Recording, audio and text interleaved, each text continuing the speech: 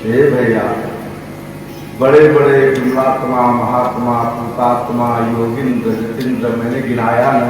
अत्रि, वशिष्ठ, च्यवन, शरद्वान, अरिष्टनेमि, भृगु, अंगिरा, पाराशर, गार्गसुतो, विश्वामित्र, परशुराम, रामो, उतथेन्द्रो, प्रमथेत्मुवाह, मेधातिथिर, देवल, आर्षि, खेणो, भारद्वाज, गौतम, पलाज, मैत्रेय, औरव, कवक, कुंभयोनिर, द्वैपायनो, भगवान नारदश्च, अन्यश्च देवर, सिंह, शिवरया, राजस, शिवरया, धर्मादयश्च, नानारसे प्रवरान समेतान, अभ्यर्थ राजा सरसा वंदे। विचार करो, 7वीं पीढ़ी में सुखदेव कथा सुना रहे हैं, उनकी 7 पीढ़ी आकर के कथा सुन रही है। जिन्हों मेरे साथ भगवान श्री नारायण, उनके नाभि कमल से ब्रह्मा, ब्रह्मा के वशिष्ठ, वशिष्ठ के शक्ति, शक्ति के पाराशर, पाराशर के व्यास और व्यास के सुखदेव, और इनके 6 पीढ़ी जो है, जिन्हें मैंने आपको नाम गिनाया, सब बैठ करके कथा सुन रहे। ये कथा की महत्ता है, समझ लेना, कथा की महत्ता है। राजा, राजा ने हाथ जोड़ के कहा, महाराज ये तो ठीक है, साथ। और मैं एक बात बताऊं आपको, जो सुखदेव भगवान ने परीक्षित को उपदेश दिया, पहला उपदेश, उसी उपदेश से उसकी मुक्ति निश्चित हो गई। एक वाक्य में ही मुक्ति मिल गई।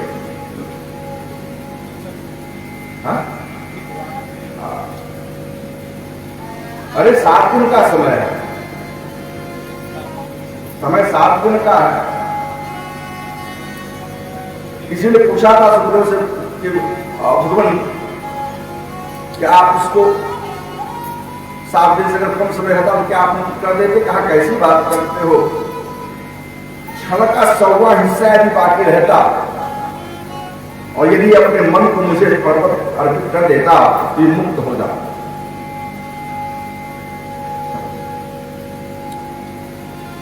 तो श्रीमद् भागवत के एक एक सूत्र को, एक एक उपदेश को समझो, सुनो और जीवन में उतारो, तब आनंद आए। मैंने शायद कल परसों किसी ने कहा था ना, केवल चिल्लाने से और सुनने से कुछ होने वाला नहीं है। पानी पीने से प्यास जाती है, उदाहरण शायद मैंने दिया था ना उदाहरण, हाँ दिया था। तो सुनते रहो, पानी पीने से प्यास जाती है, और ताल बजा करके कीर्तन करते रहो, पानी पीने से प्यास जाती है, पानी पीने से प्यास जाती है, पानी चिल्लाते रहो, गाते रहो, सुनते रहो। क्या प्यास बुझेगी? नहीं बुझेगी। तब बुझेगी कि पानी पियो। तो वैसे सुनते रहोगे, सुनते रहोगे, सुनते रहोगे, लाभ करेगा, ऐसा भी है। लेकिन जो मूल लाभ है वो तब है जब गुण करके अपने जीवन में उसे सुनोगे। अरे परीक्षित, सावधान हो जाना, एकदम मेरुदंड को सीधा कर लेना। परीक्षित, अब देखो परीक्षित को भगवान सुखदेव ने, श्रीमद् भागवत की थेसिस शुरू हो रही और पूरे मनोयोग के साथ समझना सुनना। पढ़ाई दिन तो वैसे गया है खाली। सबसे पहले सृष्टि के निर्माण की कथा सुनाई, ये दुनिया कैसे बनी, ये संसार कैसे बना। भागवतकार कहते हैं श्री हरि नारायण के नाभि कमल से ब्रह्मा जी की उत्पत्ति भई। ब्रह्मा जी को आदेश मिला सृष्टि का विस्तार करो। तो ब्रह्मा जी ने अपने मन से 4 कुमारों की उत्पत्ति की। 4 हाँ, अपने मन से उत्पन्न किया। ये चारों कुमार सनत कुमार कहलाए। सनक, सनंतन, सनातन, सनत कुमार, ये 4। हमको क्यों उत्पन्न किया गया है? का सृष्टि के विस्तार के लिए। कैसे होगा? का पहले तपस्या करो। तपस्या करने लगे ये लोग, कई हजार वर्ष बीत गए, तपस्या करते करते करते करते करते करते करते इनकी बुद्धि शुद्ध हो गई। परमात्मा प्रकट भय, परम गुरु वरदान मांगो। कहा महाराज हमें 5 वर्ष का बालक बना दिया, हम 5 वर्ष के बच्चे ही रहे, आयु कितनी में बढ़ जाए लेकिन हमारा शरीर और हमारी बुद्धि 5 वर्ष के बालक की तरह ही रहे। एवं भगवान ने पूछा, पहले कह वरदान दे दिया, उसके बाद पूछा आखिर तुमने ऐसा क्यों मांगा? कहा महाराज छोटे बच्चों की बुद्धि माया में नहीं उलझती, जब तक छोटे रहते हैं तब तक वो निष्कपट हैं, निर्द्वंद्व हैं, निर्द्वेष हैं, निश्चल हैं। जाने लगे ब्रह्मा जी ने कहा कहां जा रहे हैं? कहा दादा हम आपके चक्कर में पड़ने वाले नहीं, हम नहीं पड़ेंगे, हम जा रहे हैं। कहा मैंने तुमको सृष्टि के विस्तार के लिए उत्पन्न किया है और तुम जा रहे हो, आप कुछ भी हो, हम चक्कर में नहीं पड़ेंगे, हम समझ गए हैं ये माया का आवरण है, माया का सृजन करने के लिए आप कह रहे हो माया का सृजन करूंगा, बाद में किसी में उलझ जाएंगे हम लोग, हमारे बस की बात नहीं, हम जाते हैं। ब्रह्मा जी को गुस्सा है, क्रोध आई, स्वाभाविक बात है। जब क्रोध आया ब्रह्मा जी को तो उनके भ्रुकुटी से, यहाँ से ध्यान से कहानी को सुन लेना, फिर इसके रहस्य को बताने का मैं प्रयास करूंगा। यहाँ से एक तेज निकला, यहाँ से निकला, जमीन पे जाके गिरा और देखते ही देखते जो इतना बड़ा था धीरे धीरे इतना बड़ा हुआ, फिर इतना बड़ा हुआ, फिर इतना बड़ा हुआ, फिर इतना बड़ा हुआ, फिर इतना बड़ा हुआ, फिर इतना बड़ा हो गया, लगाओ छुलने चिल्लाने, कोहम कोहम कोहम कोहम कोहम कोहम लगा चिल्लाने। ब्रह्मा जी ने भाजी को क्या हुआ देखा, समझ में नहीं आ रहा है कौन अपने से उत्पन्न किया नहीं गया, उन्होंने अपने आप उत्पन्न हो गया था क्रोध के कारण, भक्ति में बल आया था इनके, संत कुमार के आने में क्रोध गुस्सा आया तो यहां से तेज निकला, जमीन पे गिरा, आंख बंद किया, जिस परमात्मा ने इनको प्रकट किया उनका ध्यान किया, कुछ और विचार किया ये कौन, तत्काल समझ में आया। इन्होंने हाथ जोड़ के कहा महाराज मैंने आपको उत्पन्न नहीं किया है, आप स्वयं प्रकट हुए हो, आप रुद्र हो। कौन? रुद्र, रुद्र, रुद्र को समझते हो? भगवान शंकर का एक स्वरूप रुद्र। महाराज अभी आप अकेले हो, कुछ देर के बाद आपके 11 भाग उत्पन्न होंगे, आप 1 से 11 बन जाओगे, 1 से 11 बन जाओगे आप। वायु मन्युर महिनसो महान शिव ऋतध्वज उग्ररेता भवः कालो वामदेवो ऋतव्रतः, ये 11 रूप तैयार हो। महाराज हम आपसे निवेदन करते हैं, ब्रह्मा जी ने कहा महाराज हम आपसे निवेदन करते हैं आप सृष्टि का विस्तार करो। भगवान रुद्र ने सृष्टि का विस्तार किया, विस्तार तो किया लेकिन जो सृष्टि बनी वो तामसी सृष्टि बनी, तामस, भूत प्रेत पिशाचार उत्पन्न है।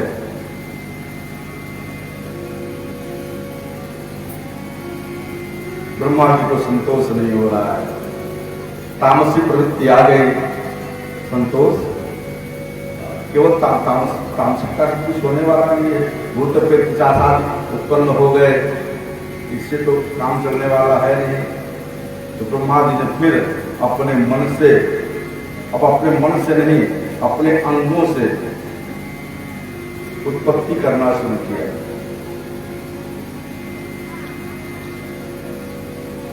गोद से नारद जी निकले, ब्रह्मा जी की गोद से नारद जी निकले, अंगूठे से दक्ष निकला,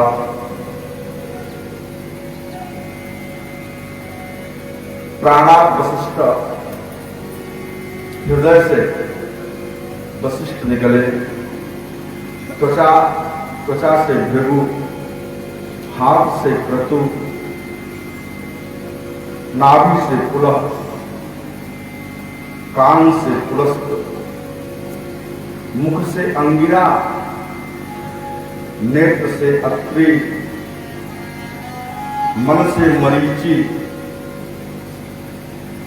हाँ, दाहिने स्तन से धर्म निकला, पीठ से अधर्म निकला, और छाया, जो छाया इनकी पड़ी, परछाई हो, उससे करदम ऋषि की उत्पत्ति हुई। इतने लोग उत्पन्न हो गए।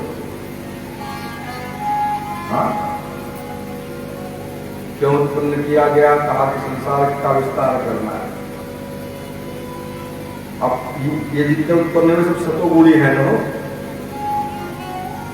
अभी तमोगुणी थे सब लोग। अब वशिष्ठ हुए, नारद हुए, क्रतु हुए, पुलह हुए, पुलस्त्य हुए, अंगिरा हुए, धर्म हुआ, करदम हुए, मरीचि हुए। ये ऋषि समुदाय उत्पन्न हुआ। जब ऋषि समुदाय उत्पन्न हुआ तो ये सतोगुणी। अच्छा, उसमें जो मरीच थे, मरीच के पुत्र हुए कश्यप, और कश्यप से संसार के जितने देहधारी हैं, जीवधारी हैं, जल चर, नभचर, खलचर, ये सब उत्पन्न हुए होंगे इससे। पूरी दुनिया बन गई हो। नभचर तो ये उत्पन्न हो गए, जलचर उत्पन्न हो गए, खलचर उत्पन्न हो गए, दैवत्व तो आ गया। भाई मरीच के पुत्र कश्यप जी का, कश्यप जी से ही उनकी 13 पत्नियां थी। उन्हीं में से दिति, अदिति, अदिति से देवता उत्पन्न हुए, दिति से दानव उत्पन्न हुए, दानवता आ गई, दैवत्व तो आ गया, नभचर बन गए, खलचर बन गए, जलचर उत्पन्न हो गए। अभी सृष्टि पूरी नहीं हुई है, सब आ गया। ब्रह्मा जी को संतोष अभी नहीं है। क्यों? क्योंकि सब तो हुआ, अब हो गया, सब आ गया।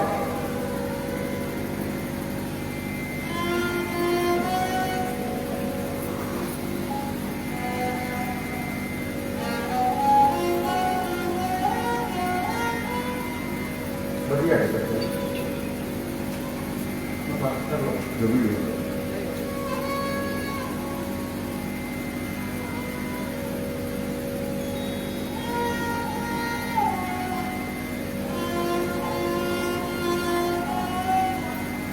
सब बन गए हो, देवता बन गए, दानव बन गए, जलचर बन गए, लेकिन अभी मानव नहीं बने हैं, मनुष्य नहीं बने हैं। और जब तक मनुष्य नहीं बनेंगे तब तक सृष्टि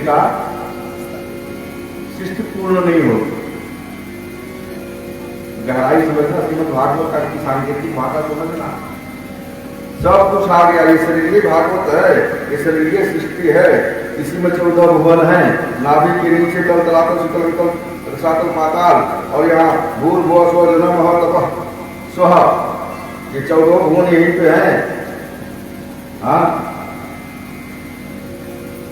जलतर थलतर नभचर, अरे सर्ववीर सिंह है जो हम दंश मारते हैं, कड़वा बोलते हैं, जहर गलते हैं, ये सर्प तो है, तो बोलते हैं जहर ना, ऐसा बोले।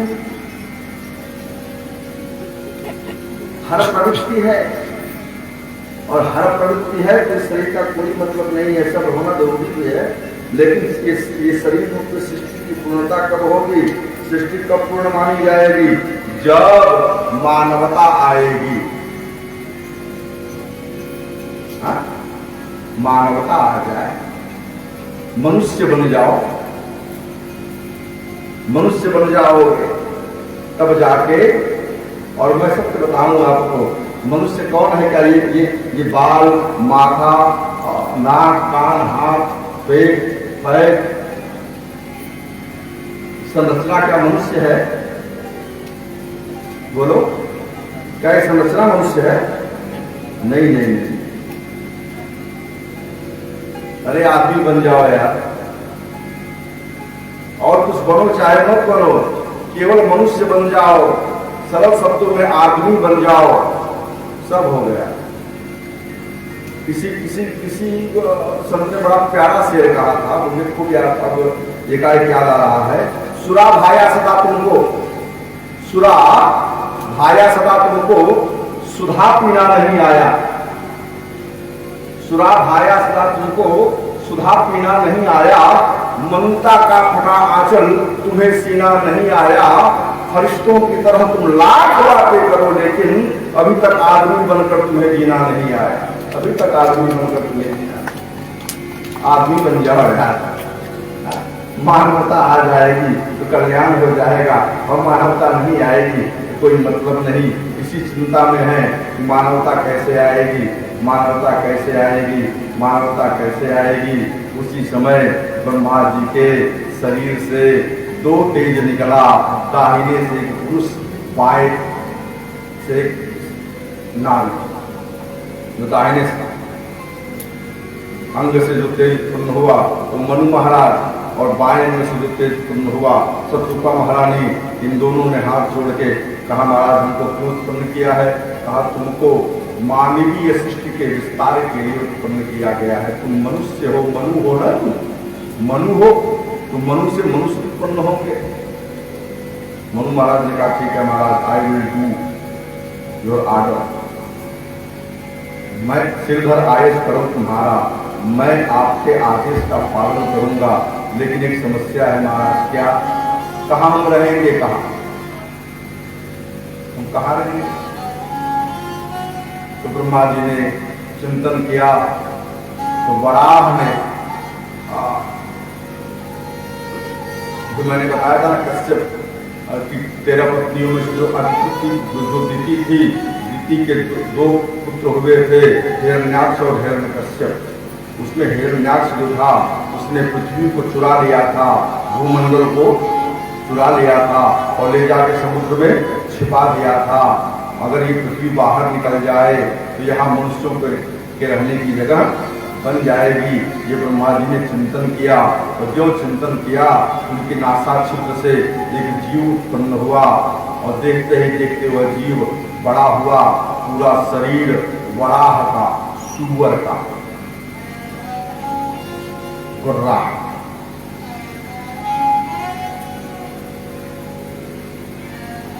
क्यों मेरा आवाहन किया? ब्रह्मा जी ने कहा, मैंने आपका आवाहन, मेरे अंदर कहा सामर्थ्य महाराज, मैं आपको प्रकट कर पाऊं। आपने कृपा करके स्वयं अवतार लिया है, पृथ्वी का उद्धार करो। और वराह ने पृथ्वी का उद्धार किया, हिरण्याक्ष का वध किया। बोलिए वराह भगवान की। एक कहानी हो गई। अब 2 मिनट में इसका अर्थ समझ लो, ज्यादा समय नहीं लगाऊंगा। देखो भाई, पृथ्वी को किसने चुराया है? हाँ, हिरण्याक्ष। अब नाम को सुन लो के समझ में आएगा। नाम क्या है इसका? हिरण्य अक्ष। हिरण्य मतलब इशारा समझ लो, हिरण्य मतलब रुपया हो, छदाम, रुपया रुपया। हिरण्य मतलब रुपया, और अक्ष मतलब आंख। आंख जिसकी आंखों से खाली ये दिखाई पड़ता हो, अड़ोसी पड़ोसी, माता पिता, भाई बंधव, इष्ट मित्र, कोई दिखाई नहीं पड़ता हो, खाली ये दिखाई पड़ता हो जिसे, वही है हिरण्याक्ष। अपने आप को समझ लो, मुझे करेंगे क्या, तुमको क्या दिखाई पड़ता है? अपना सोच क्या हो तुम? वही हिरण्याक्ष है। मतलब लालच हो, लालच, लोभ। लोभ देखो, लोभ और लालच में अंतर। लोभ ये है कि जो हमारे पास है वो जाने न पाए, इसे कहेंगे लोभ। जो हमारे पास है वो खर्च न होने पाए, ये क्या है? लोभ। जो दूसरे के पास हो वो भी मुझे मिल जाए, ये है लालच। अंतर है। और परिणाम क्या होगा लोभ का या लालच का? शोक, लोभ के प्रभाव से पृथ्वी शोक रूपी समुद्र में डूब गई थी। इस कहानी, इस कथा का मतलब मात्र कई है, एक लाइन में सुन लो। लोभ के प्रभाव से पृथ्वी, मतलब ये आत्मा शोक रूपी समुद्र में डूब गई। उद्धार कौन करेगा? किसने उद्धार किया? वराह ने। वराह, सुअर। विचार करो आप, इस संतोष की प्रवृत्ति, जिस तत्व को हमारा शरीर कहता है उपयोगी नहीं है, अपचय के माध्यम से उसे उत्सर्जित कर देता है, उसी तत्व को खा करके सुअर संतुष्ट रहता है ना?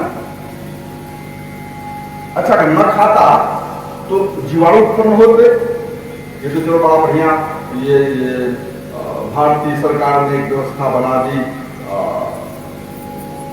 स्वच्छता अभियान के तहत हर घर में शौचालय की व्यवस्था कर दी, लेकिन फिर भी अभी उतनी व्यवस्थित स्थितियां नहीं है।